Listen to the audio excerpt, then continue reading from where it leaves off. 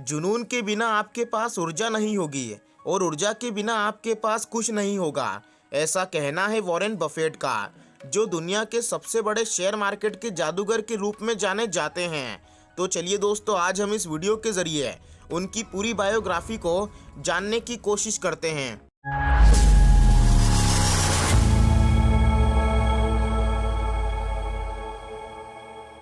Warren Buffett का जन्म 30 अगस्त सन 1930 को अमेरिका के ओमाहा में हुआ। वॉरेन बफेट के पिता का नाम होवार्ड बफेट था, जो शेयर बाजार के कारोबारी थे, और उनकी मां का नाम लीला था। और वॉरेन बफेट ने अपनी स्कूलिंग रोज हिल एलिमेंट्री स्कूल से की है और साल 1942 में उनके पिता संयुक्त राज्य कांग्रेस के लिए चुने गए और इसके बाद वो अपने पूरे परिवार के साथ वॉशिंगटन डीसी में आकर बस गए। वॉरेन के पिता शेयर मार्केट कारोबारी थे, तो उन्होंने बचपन से ही बिजनेस और इन्वेस्टमेंट में रुचि लेना शुरू कर दिया और बचपन में ही वो इन्वेस्टर वाली सोच रखते थे। बचपन के दिनों में Warren Buffett chewing gum, Coca Cola की बोतल, अखबार घर घर जाकर बेचते थे, जिससे वो महीने का $180 कमा पाते थे और यह व्यावसायिक रूप से उनकी पहली कमाई थी। साथ ही वो अपने दादाजी की किराना शॉप पर भी काम करते रहे। अपनी 14 साल की उम्र में वॉरेन बफेट ने पैसे कमाकर एक जमीन भी खरीद ली थी और 1944 में वॉरेन बफेट ने अपने पहले आयकर रिटर्न पर अपनी साइकिल और अपने कागजी मार्ग पर घड़ी के उपयोग के लिए $35 की कटौती भी की थी। साल 1945 में हाई स्कूल की स्टडी करने के दौरान बफेट ने अपने दोस्त के साथ मिलकर $25 में एक इस्तेमाल की हुई पिन बॉल मशीन खरीदी, जिसे उन्होंने अपने एरिया के एक नाई की दुकान पर लगा दिया और एक महीने में ही उस मशीन ने उनको इतने पैसे कमा कर दे दिए, जिससे उन्होंने 3 पिन बॉल मशीन खरीदी और 3 अलग अलग नाई की दुकान पर उनको लगा दिया। और कुछ समय बाद वॉरेन बफेट ने अपने इस पहले व्यापार को $1200 में बेच दिया और साथ ही वो अपनी 20 साल की उम्र यानी 1950 तक आते आते $10,000 की बचत कर चुके थे।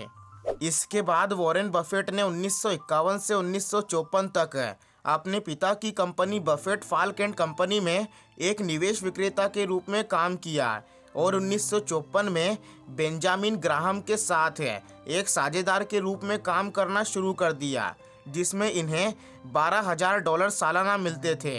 लेकिन वॉरेन बफेट और बेंजामिन ग्राहम के निवेश करने के तरीके एक दूसरे से मेल नहीं खा रहे थे और बेंजामिन ग्राहम के साथ बफेट का काम करना मुश्किल हो रहा था, क्योंकि दोनों की सोच एक दूसरे से परे थी, जिसके कारण बेंजामिन ग्राहम ने साल 1956 में रिटायर होने के बाद बफेट के साथ अपनी साझेदारी को ख़त्म कर दिया और इसी के साथ बफेट अपने पास बड़ी मात्रा में बचत कर चुके थे। इसी बचत के साथ 1956 में वॉरेन बफेट ने अपने होम टाउन ओमाहा में बुफेट पार्टनरशिप लिमिटेड नाम की एक इन्वेस्टिंग पार्टनरशिप कंपनी की शुरुआत की। बेंजामिन ग्राहम से सीखी गई टेक्निक्स का इस्तेमाल करके वॉरेन बफेट ने कम मूल्य वाली कंपनी की पहचान की और उसमें निवेश किया और वो सफल रहे और करोड़पति भी बन गए और जल्द ही इनके पास 7 पार्टनरशिप चल रही थी। फिर साल 1960 में वॉरेन बफेट ने सभी पार्टनरशिप को एक में मिला दिया और बड़ी मात्रा में एक कपड़ा निर्माण फर्म बर्कशायर हैथवे के शेयर को खरीदना शुरू किया।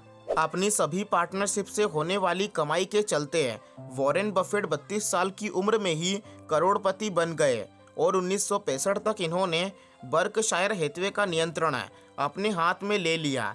बर्कशायर हैथवे का नियंत्रण अपने हाथ में लेने के बाद कंपनी के कपड़ा व्यवसाय में फेरबदल करते हुए इसे बीमा क्षेत्र में बदल दिया और मीडिया वॉशिंगटन पोस्ट, बीमा गेल्को और तेल एक्सॉन जैसी कंपनी के शेयर खरीदे। इसके बाद 1987 में सोलमन इंक में 12% हिस्सेदारी खरीदकर इसके सबसे बड़े शेयरधारक बन गए। बाद में बफेट ने इसके निदेशक के रूप में काम किया।